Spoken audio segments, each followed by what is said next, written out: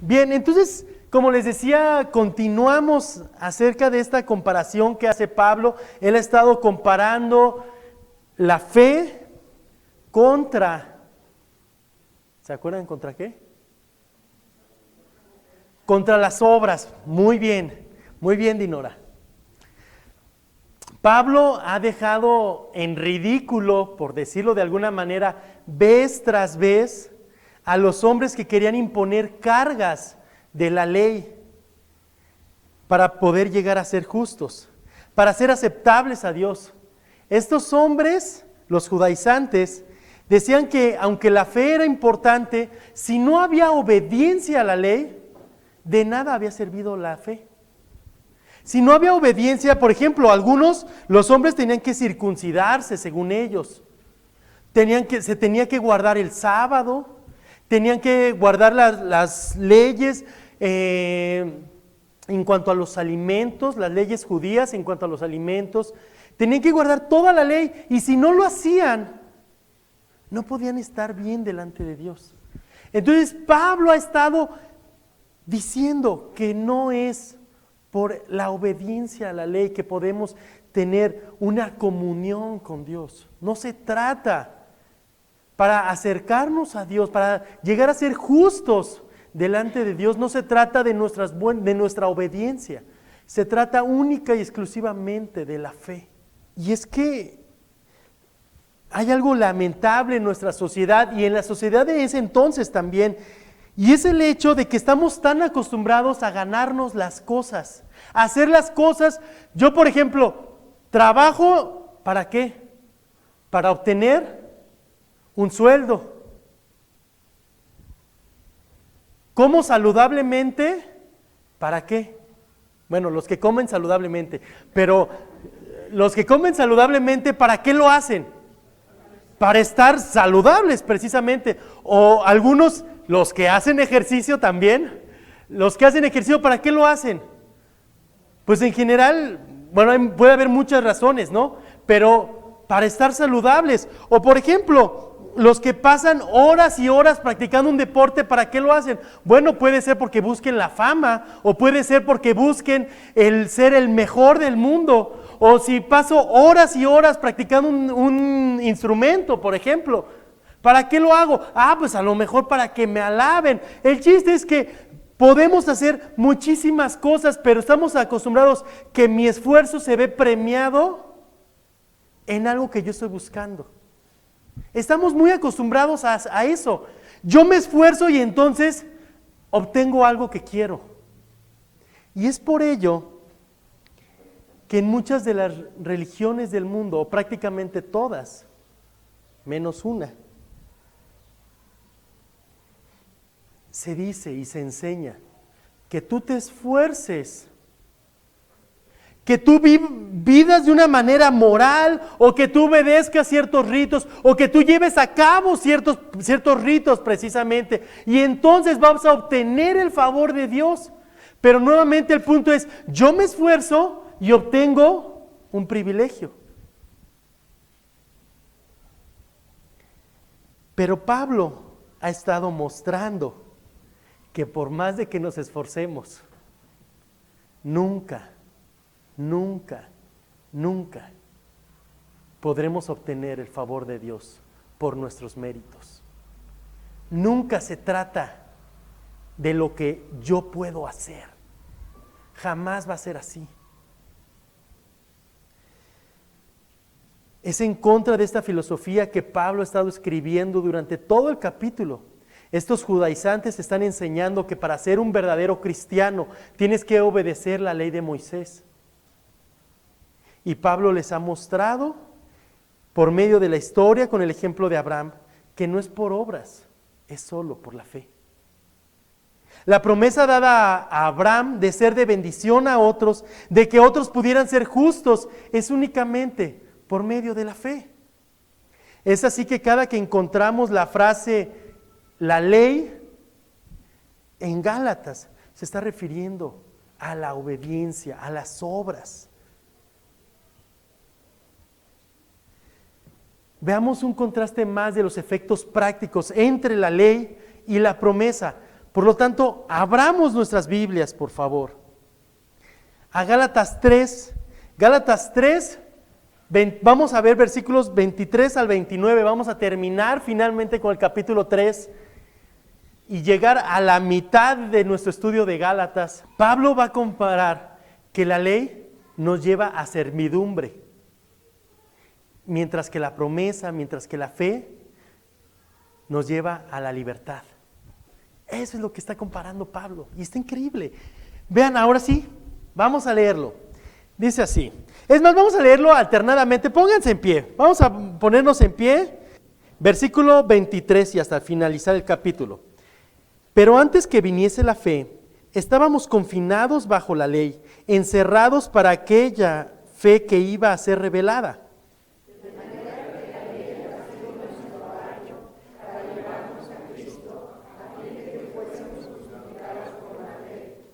Pero venida la fe, ya no estamos bajo ayo.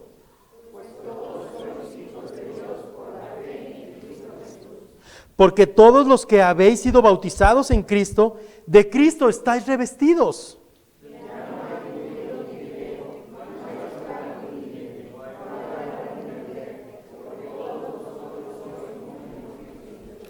Todos. Y si vosotros sois de Cristo, ciertamente linaje de Abraham sois y herederos según la promesa. Pueden sentarse.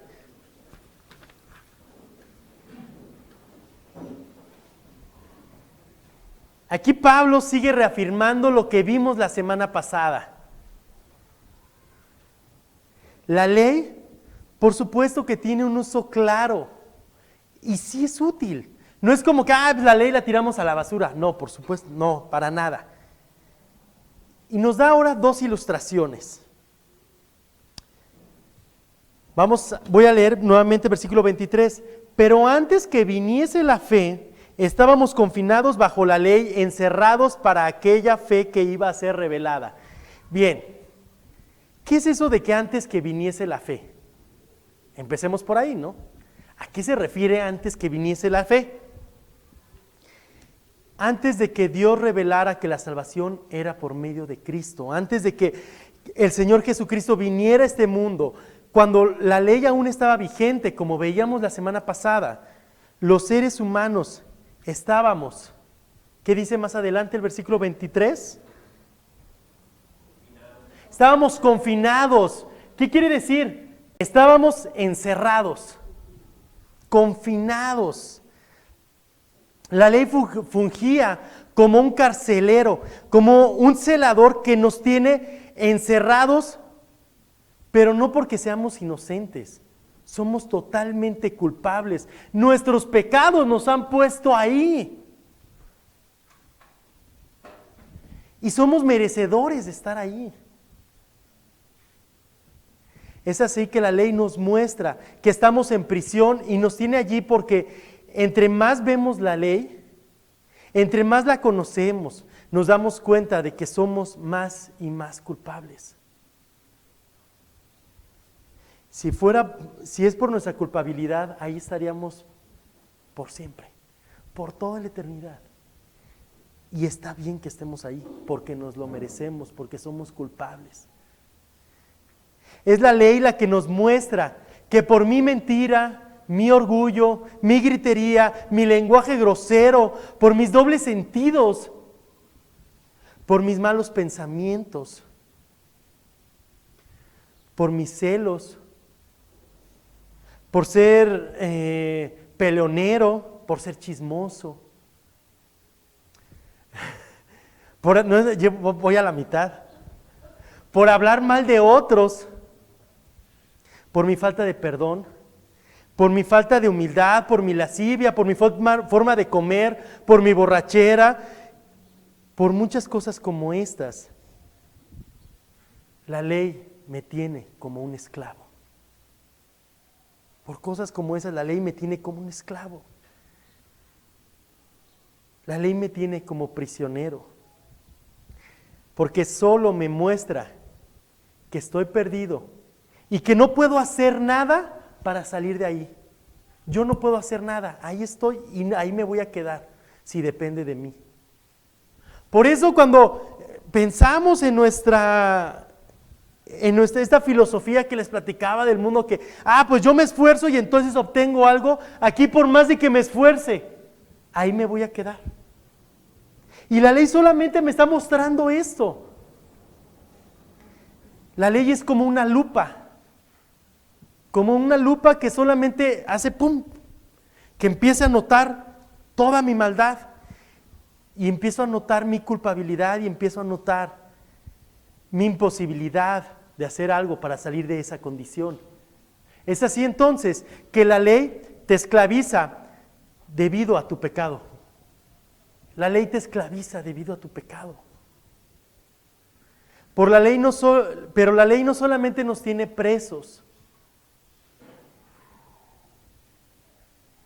El versículo 23 nos da otra ilustración más que habla acerca de la ley. Dice, versículo 24 y 25, de manera que la ley ha sido nuestro ayo para llevarnos a Cristo a fin de que fuésemos justificados por la fe, pero venida la fe, ya no estamos bajo ayo. Déjenme platicarles qué era un ayo, porque podemos decir, ¿qué es eso de un ayo? Bien, un ayo en los tiempos en que Pablo está escribiendo, era un esclavo que servía para educar a los niños. Entonces el ayo lo llevaba a la escuela, lo recogía de la escuela, le enseñaba, lo ponía a hacer tareas, le enseñaba acerca de todas las cosas de educación moral, le enseñaba todas las cosas que tenía que hacer, las enseñaba un ayo. Pero ¿saben qué? Podemos decir, pues qué bien, está muy padre estar bajo el ayo, era un maestro. No exactamente. Fíjense, un ayo, hablé de las virtudes de un ayo, pero también tenía cosas horribles el ayo. A pesar de ser un esclavo, el ayo tenía toda la facultad de golpear a los niños. Y si el patrón lo veía, o el dueño en este caso lo veía, no le decía nada, porque era su trabajo. Su trabajo, si el niño se portaba mal, ¡pum!, le daba. Y era perfectamente aceptable, era su trabajo, golpear a los niños. Y los niños era como si fueran, era algo horrible para los niños, era ser como si fueran esclavos del esclavo. Entonces cuando llegaban por ahí de los 16, 17 años y se libraban del ayo, eran como que ya finalmente se graduaban de ese ayo, hacían una gran fiesta y decían, perfecto, ya me libré del ayo. Entonces aquí lo que está diciendo Pablo es precisamente, ustedes están bajo el ayo, la ley es su ayo. Es eso que sí les está enseñando, sí, pero los tiene apresados, los está golpeando, vez tras vez, los tiene aquí y acá. Y ustedes ya no quieren y dicen, no, ya la ley, ya no la quiero. Y la ley ahí está, y ahí está. Ese es el ayo del que habla versículos 24 y 25. Voy a volverlo a leer porque ya toma otro sentido. Dice, de manera que la ley ha sido nuestro ayo para llevarnos a Cristo, a fin de que fuésemos justificados por la fe. Pero venida la fe, ya no estamos bajo ayo. La ley se convirtió en esa carga, en ese punto tan difícil de llevar. Es algo insoportable por lo que debemos pasar. Pero finalmente, la ley nos va a enseñar que estamos esclavizados, como veíamos, pero que necesitamos a un Salvador. La ley finalmente nos empieza a mostrar lo culpables que somos y nos va llevando, eres de lo peor, no mereces nada más que condenación eterna. Y va llevándote, y va llevándote, y va llevándote, eres culpable y no puedes hacer nada para ser libertado. Pero de repente te enseña que hay un Salvador. Un Salvador.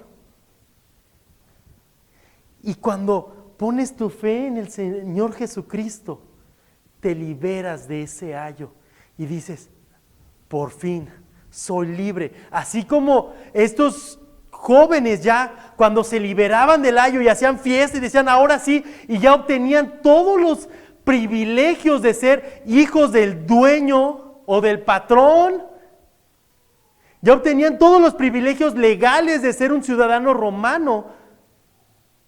Ahora nosotros obtenemos muchísimos privilegios porque ya no estamos bajo la ley.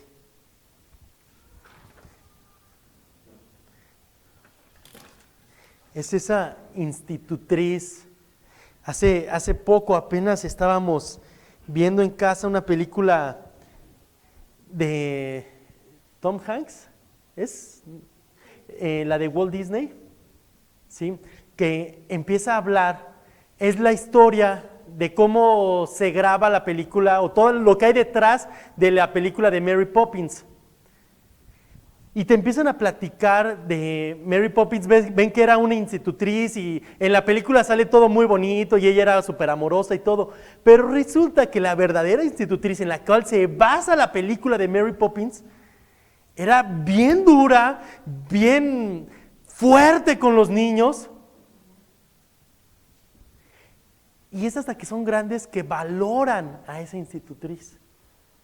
Bueno, nosotros, la ley fungió como ese ayo, como esa institutriz que finalmente nos mostró nuestra terrible condición, pero nos enseñó que necesitamos a Cristo. Nos enseñó que necesitamos a Cristo. Pero finalmente, cuando el Señor me hace ver mi condición de terrible pecador, cuando me hace ver que lo único que merezco por mi pecado es el infierno,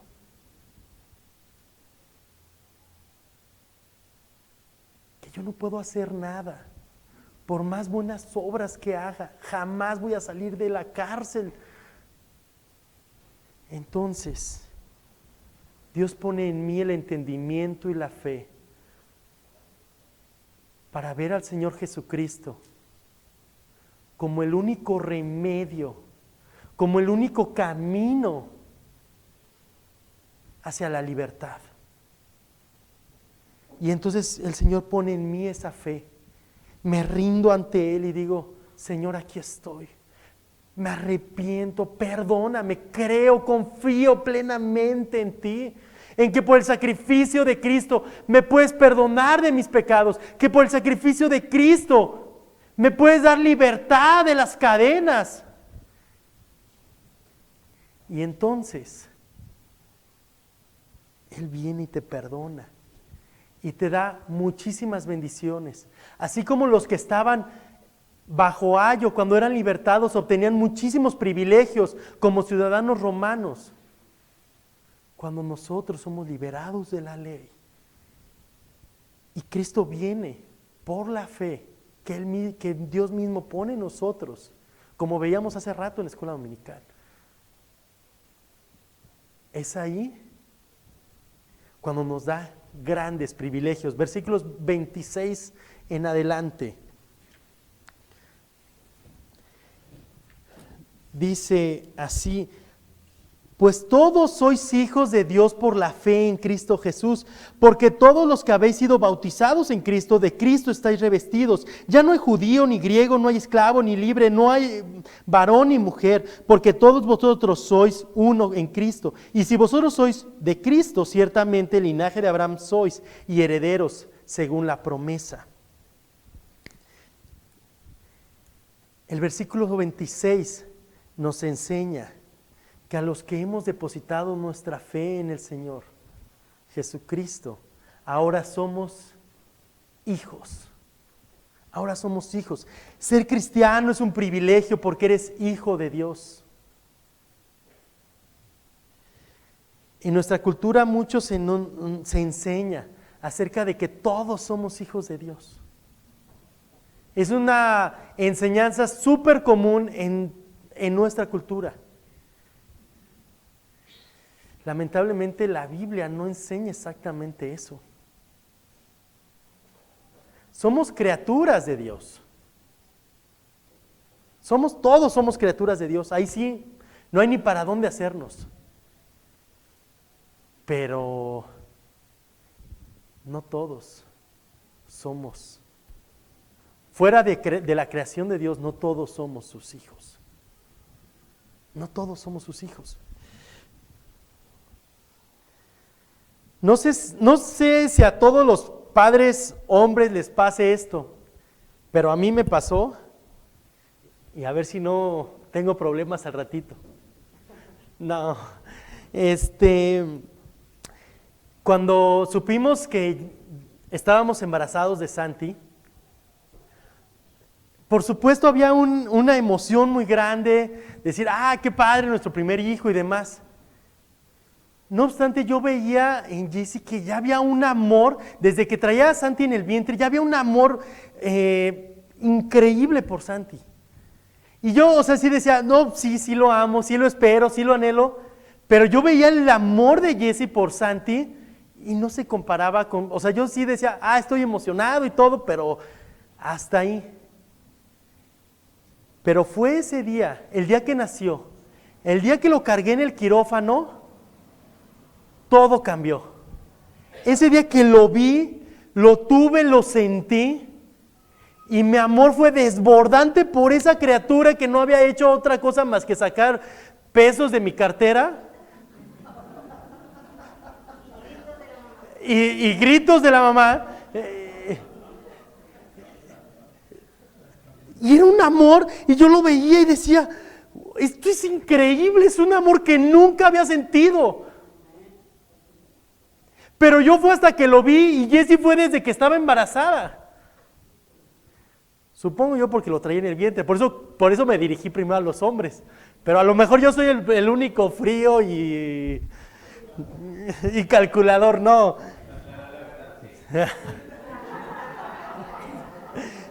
Pero saben, el amor de un padre por un hijo no se compara con casi nada. Es un amor tremendo. No hay palabras para describirlo, simplemente no las hay. Bueno,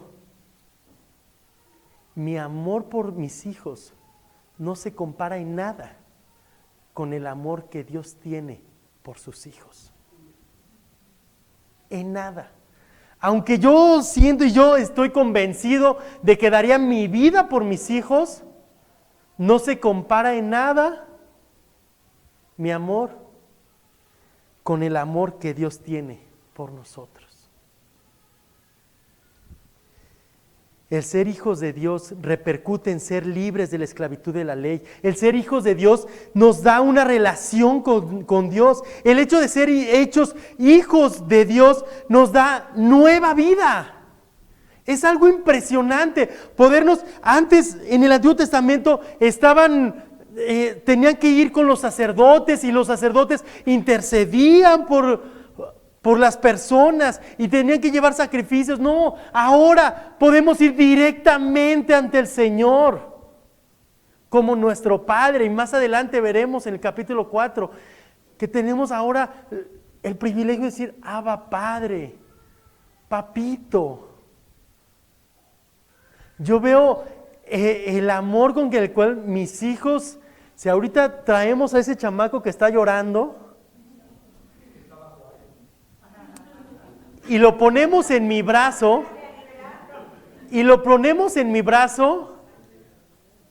les aseguro lo que quieran, a que ya no va a llorar. Porque tiene una confianza conmigo que no la tiene, literalmente no la tiene con ninguno de los que está aquí, ni con mi esposa.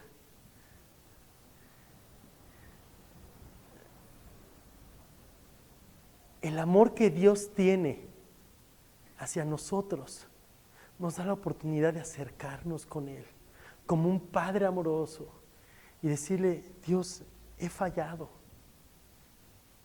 Dios, cuando pecamos, decirle, Dios, perdóname porque hice esto. Y Él como un Padre amoroso te va a decir, sí te perdono. Yo no sé si ustedes se han dado cuenta cómo observa mi hermano Sammy a sus hijos. Chéquenlo un día que no los vea él. Se ve un amor, en serio. No sé si se acuerdan cuando Aileen llegó de Chicago. ¿Se acuerdan cómo dio el aviso? Era un padre enamorado de su hija. Así literalmente estaba desbordando emoción. Como padres, cuando nuestros hijos fallan y nos piden perdón, decimos, te perdono, hijo, te perdono, te amo. Imagínense a Dios que nos ama muchísimo más. Cuando llegamos, decimos, perdóname, Señor, y Él nos perdona. Y también cuando nos rebelamos contra Él, nos dice, te voy a disciplinar. ¿Sí? También nos dice, te voy a disciplinar. ¿Pero por qué? Porque nos ama. Porque nos ama. Es increíble.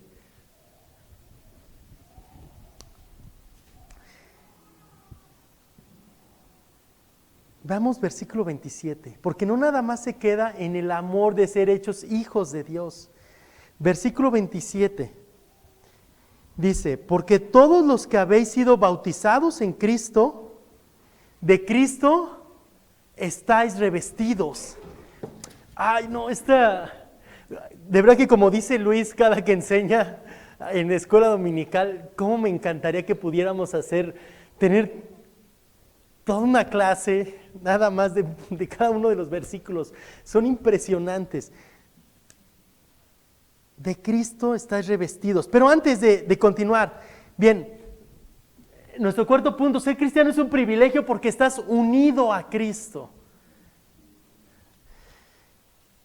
Aquí el bautismo no se está refiriendo, quiero empezar por ahí, no se está refiriendo al bautismo en agua. No se está refiriendo, no va por ahí. Entonces, ¿a qué se refiere esto de ser bautizados en Cristo? El ser bautizado en Cristo se refiere al resultado que viene de creer en Cristo. Cuando yo deposito toda mi confianza en la obra de Cristo como mi única solución para el perdón de mis pecados, soy bautizado por el Espíritu Santo. Ese bautismo me identifica con el Hijo de Dios y parte de su familia. Habla de ese bautismo. Cuando somos bautizados por el Espíritu Santo, que me identifica con Cristo, me identifica con la familia en Cristo también. Por lo que, en pocas palabras, cuando habla de que todos los que han sido bautizados en Cristo, está hablando nuevamente de los que por obra de Dios han creído en Cristo como su Salvador. Nuevamente está hablando de lo mismo. Así que por eso nos da un privilegio más. Hace algunos años, en la Ciudad de México, creo que fue para el Bicentenario, Jess y yo todavía estábamos de novios,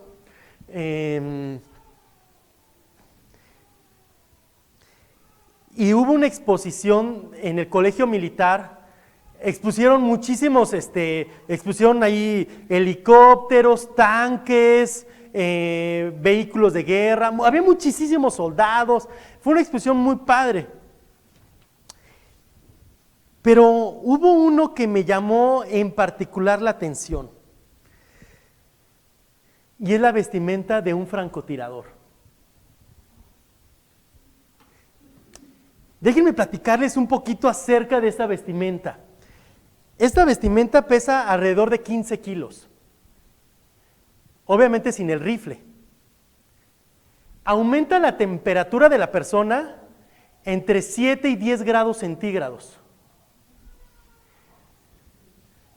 Los francotiradores, nos platicaba el soldado, los francotiradores pasan horas con el traje puesto, se despiertan y parte de su entrenamiento es ponérselo y van corriendo con el traje y con el rifle. Pasan horas y horas y horas para hacerse uno con el traje, para obtener todas las características del traje, para obtener todo el camuflaje que el traje les puede dar. Y así, por ejemplo, bueno, aquí tengo tanto el del desierto como el del selva. Si están en el desierto o están en la selva, se permean completamente con el entorno en el que están, para no ser vistos. Obtienen todas las características de ese traje. Se visten ese traje y obtienen sus características. Bueno, cuando dice que somos revestidos por Cristo, habla precisamente de esa unión con Cristo. Obtenemos su justicia. Obtenemos.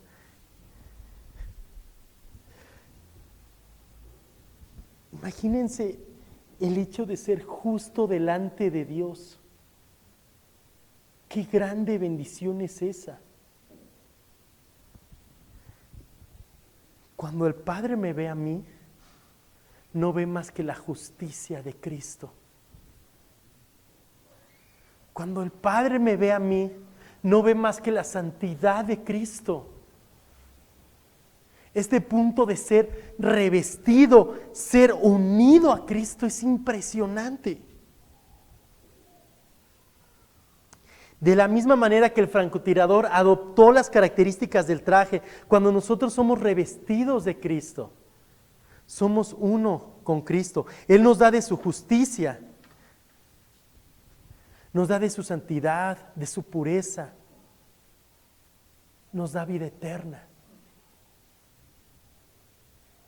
nos da una comunión con el Padre, nos da seguridad eterna. Si morimos hoy, no importa, sé dónde voy a estar, sé que voy a estar por toda la eternidad con el Padre, con nuestro Dios grande, todopoderoso, omnisciente. Voy a estar disfrutando de la gloria de mi Dios y voy a estarle dando la gloria a Él.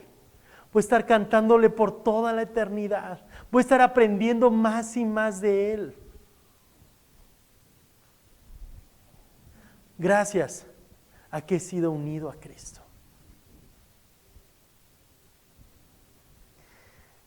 Es una gran bendición ser uno con Cristo. Pero ese hecho de estar vestido de Cristo incluye otra parte también que es muy interesante. Así como Cristo es obediente al Padre, se espera que yo sea obediente al Padre. También la obediencia va junto con esto.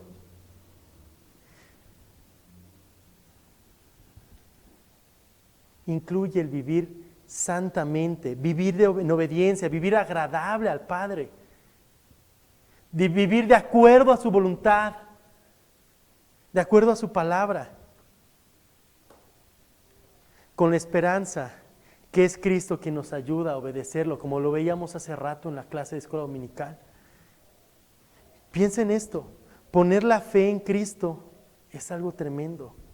Cuando nosotros éramos enemigos de Dios, cuando estábamos totalmente en contra de Dios, Él pone la fe en nosotros para voltearlo a ver y nos hace sus hijos, nos une junto con Cristo. Pero además, versículo 28 dice: ya no hay judío ni griego, no hay esclavo ni libre, no hay varón ni mujer, porque todos vosotros sois uno en Cristo Jesús. Ser cristiano es un privilegio porque eres uno junto con el resto de los creyentes. Pablo menciona 3 grupos distintos de personas que reflejan los 2 lados opuestos de una cultura: diferencias raciales, sociales y de género. Y va de menor a mayor. Por ejemplo, dice ahí los griegos o los gentiles o los que no eran judíos, eran vistos por los judíos como perros. Así se les denominaban, estos perros, animales. Luego, los esclavos eran vistos como cosas. Eran vistos como cosas, como robots, objetos animados que sirven para lo que yo decido. Y las mujeres era todavía peor. Las mujeres era lo peor que te podía pasar. Era mejor ser esclavo que ser mujer. En esa cultura, por supuesto. Ser mujer nada más servía para tener hijos. Y aún los judíos se divorciaban de una y buscaban a otra, y buscaban a otra, y buscaban a otra, como si fueran objetos nada más. Por eso cuando la Biblia dice cuando la gente dice que las mujeres son altamente denigradas en la Biblia, es un malentendimiento.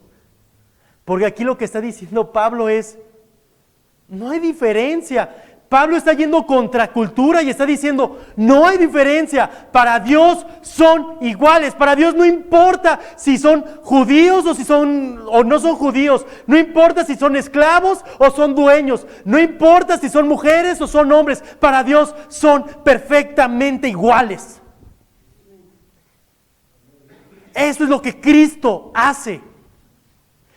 Pablo está yendo contra cultura. La Biblia no denigra para nada a la mujer. Eso se ha estado diciendo últimamente muchísimo en nuestra cultura. Y está totalmente fuera de lo que realmente dice la Biblia, y aquí lo vemos. Pablo está diciendo, son iguales ante Dios. Con roles distintos, por supuesto. Todos tenemos roles distintos en todos lados.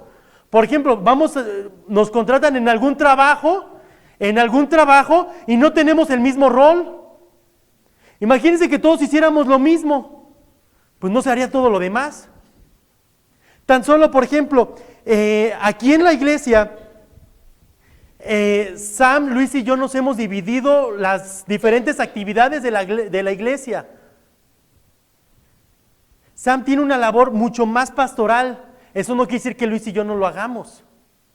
Luis tiene una labor mucho más de desarrollar materiales, de ponerse a estudiar y todo, y eso no quiere decir que Sam y yo no lo hagamos. Y yo tengo más la labor de estar organizando actividades y estar viendo eventos, viendo diferentes actividades así, y eso no quiere decir que ellos dos no lo hagan, pero la responsabilidad recae en mí.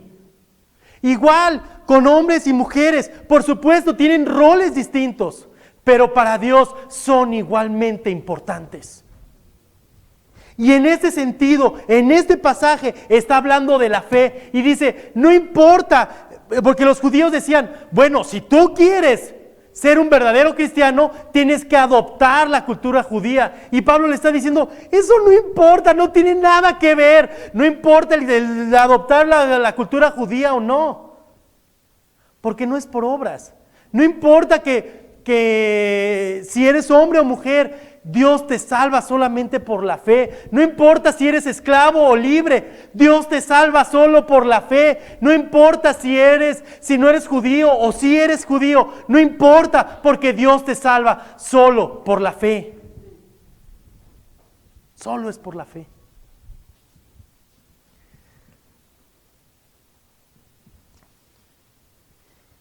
Y hermano, quiero decirte algo. Cuando estamos aquí en la iglesia, si Dios nos ve iguales, hombres y mujeres, ricos y pobres, educados y no educados, y cualquier otra diferencia que se les ocurra, si Dios nos ve iguales, hermanos, no hagamos distinción de personas. No hagamos distinción de personas. Todos por el sacrificio de Cristo en la cruz. No por nosotros, por lo que Cristo hizo, somos valiosos ante Dios. No por mis méritos, quiero dejar eso bien claro, sino por lo que Él ya hizo. Para Dios somos igual de importantes. Así que, ¿saben? Cuando hace unos meses mi esposa y mis hijos salieron a la Ciudad de México, tuvieron la oportunidad de salir para allá, y en los días que estuve aquí solo, y doy gracias a Dios a los hermanos, varios hermanos me invitaron a comer durante ese tiempo y me decían, vente por favor, o me mandaban comida, ven para que cenes, o me hablaban por teléfono, oye, ¿todo bien? No se te ofrece nada. Gracias, hermanos, pero ¿saben qué? La misma dedicación que tuvieron hacia mí, los mismos detalles que tuvieron hacia mí, Dios espera que los tengan hacia todos los de la iglesia. Si notamos que algún hermano deja de venir, ¿saben qué? Un telefonazo. Oye, hermano, ¿estás bien? Por ejemplo, mi hermano Memo. ¿Se dan cuenta que no vino hoy? ¿Alguien se percató que no vino hoy mi hermano Memo? Está ya súper enfermo. Está súper enfermo. Les animo a que le echen un telefonazo.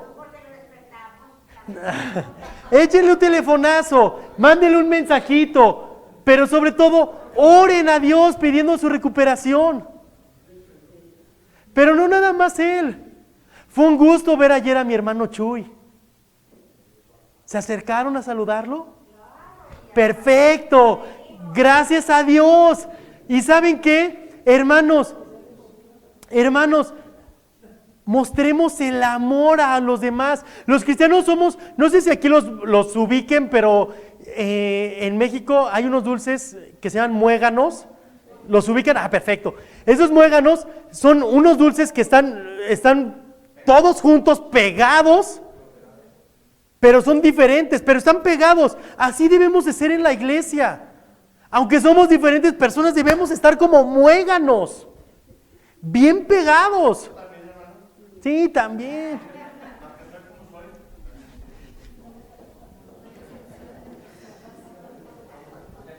Así que esto repercute, ¿saben, hermanos? Esta unidad repercute en nuestro servicio, repercute en aún en confrontar a nuestros hermanos.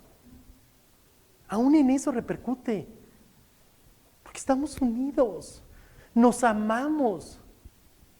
Como les decía hace rato, fue un gusto ver a tanta gente sirviendo ayer. Excelente testimonio, hermanos. Muy bien, hermanos, como muéganos.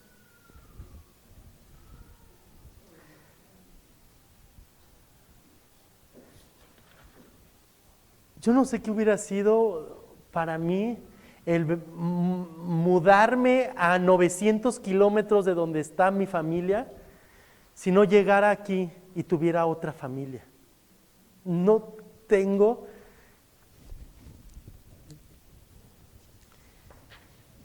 sé qué haría.